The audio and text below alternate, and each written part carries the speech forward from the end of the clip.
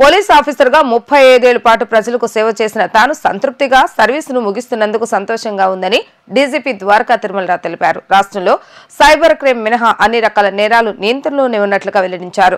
Social మీడియాలో hate పోస్టులను కట్టడి చేయగలిగామని తెలిపారు. చిన్నారులు, మహిళలపై నేరాలు తగ్గాయని తెలిపారు.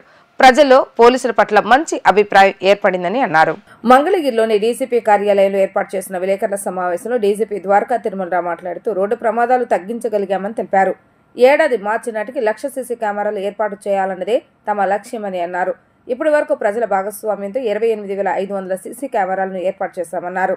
వేలిముద్రల ఆధారంగా నేరాలను గుర్తించి ఛేదించడంలో దేశంలోనే ఏపీ, తెలంగాణ ముందున్నాయని అన్నారు. గంజాయి, డ్రగ్స్ కట్టడిపై ప్రత్యేక దృష్టి పెట్టామని అన్నారు. కొత్త వలసలోని రెల్లి గ్రామంలో గ్రే హౌండ్స్ ఇన్స్టిట్యూషన్ ఏర్పాటు చేయబోతున్నామని అన్నారు. రికమెండేషన్ లేకుండా సామాన్యులకు పోలీస్ స్టేషన్లో న్యాయం జరిగిన రోజే నిజమైన పోలీసింగ్ అన్న డీజీపీ ఆ రోజు త్వరలోనే వస్తుందని ఆశాభావం వ్యక్తం చేశారు. తన సర్వీసులో మ్యారిషస్ వెళ్లి ఎర్రచందనం కేసును ఛేదించడం ఎక్కువ సంతోషాన్ని ఇచ్చిందని వివరించారు. 35 సంవత్సరాల సుదీర్ఘ ప్రస్థానం చాలా సంతృప్తికరంగాను, ఒక విధంగా వెనక్కి చూసుకుంటే గర్వంగా చేయాల్సిన పనిని సక్రమంగా చేసినందుకు, అకాడమీ నుంచి బయటకు వస్తున్నప్పుడు తీసుకున్నటువంటి ప్రమాణాన్ని సాయశక్తుల పాటిస్తూ, రాజ్యాంగాన్ని గౌరవిస్తూ, ప్రజల మానవ హక్కుల్ని సంరక్షిస్తూ, పోలీసులో ఉన్నటువంటి ప్రధానమైనటువంటి 2 అంశాలు శాంతి భద్రతల పరిరక్షణ, నేరాలు నిరోధించడం, అదేవిధంగా వెలికి తీయటం, క్రైమ్ ప్రివెన్షన్ డిటెక్షన్ అనేటువంటి మౌలిక సూత్రాలు పాటిస్తూ సంతృప్తికరంగా సర్వీస్ ని ముగిస్తున్నందుకు సంతోషంగా ఉంది. ఆ విషయం మీతో చెప్పాలనిపించి ఈరోజు సమావేశం పెట్టడం జరిగింది. విజయవాడలో కార్యక్రమం చేసుకున్నప్పుడు మాట అనడం జరిగింది. భద్రతా సంస్కృతి కూడా కలగజేయాలనే ఉద్దేశంతో పనిచేయడం జరిగింది.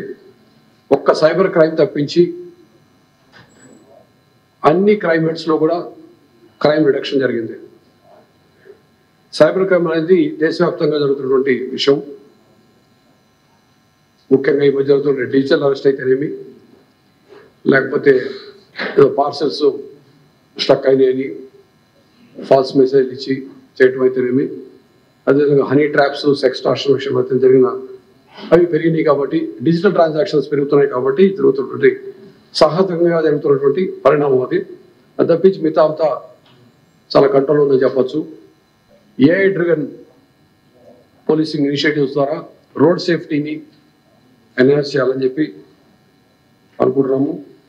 ఇందాక మీరు చెప్పిన మిగతా టెక్నాలజికల్ అడ్వాన్స్మెంట్స్తో సీసీటీవీ కెమెరాలు, డ్రోన్స్, LHMS ఇవన్నీ వాడడం ద్వారా క్రైమ్ కంట్రోల్ చేయాలని ఆలోచిస్తా ఉన్నాం.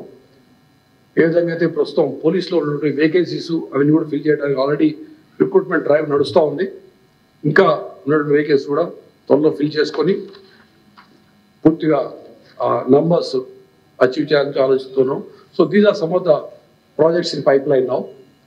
సో ఇవన్నీ కూడా వీళ్ళని త్వరలో సాధించుకోగలుగుతాము. ఏపీ పోలీసు ఎప్పట్లానే పూర్వ వైభవంతో పాటు పనిచేయగలని చెప్పి ఆశిస్తూ మరొకసారి 35 సంవత్సరాల సర్వీసు ముగిస్తున్న సందర్భంగా మీ అందరికీ కృతజ్ఞతలు, ధన్యవాదాలు తెలియజేసుకుంటున్నాను. జై హింద్.